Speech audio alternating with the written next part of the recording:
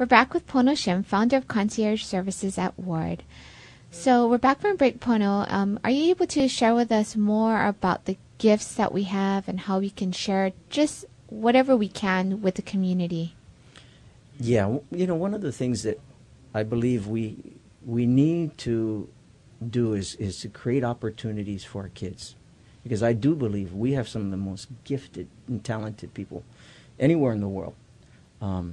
An example, I look at what's happening at Halau Kumana, one of our Hawaiian charter schools. And this year they graduated 15 students. Here's a school that doesn't have a location. They just got one. But they have such a passion and a creative spirit to go and help our kids. And they graduated 15 seniors this year. I look back to Kamehameha in 1887 when it was started. And in 1991, their first graduation class was 14.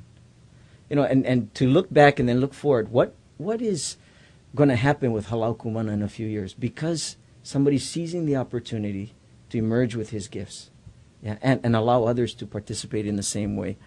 One of the things that I've observed over the years is that we're really, really good in Hawaii at inviting others' expertise, purchasing that expertise, and exporting our money.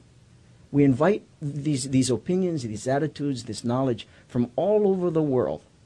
So we export our money and we import expertise. A good example of that would be the University of Hawaii logo a few years ago when we were seeking a logo and we sent it out. And we did. We exported our money and we imported somebody else's idea. That is an attitude, and it's a self-check for me. I always have to remember, am I doing that?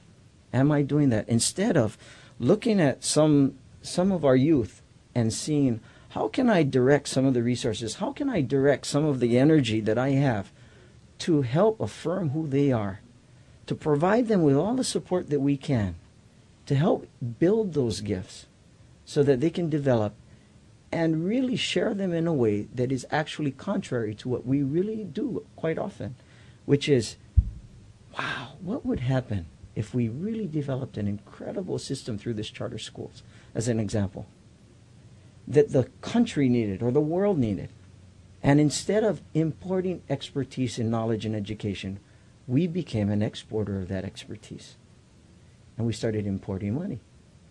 So what we're doing is we're actually exporting all of these gifts, which is what other areas do all the time.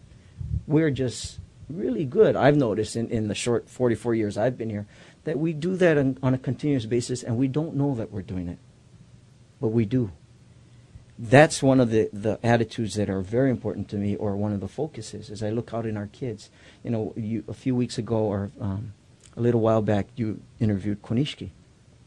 And we take and look what Sale has done in Japan, and is absolutely phenomenal.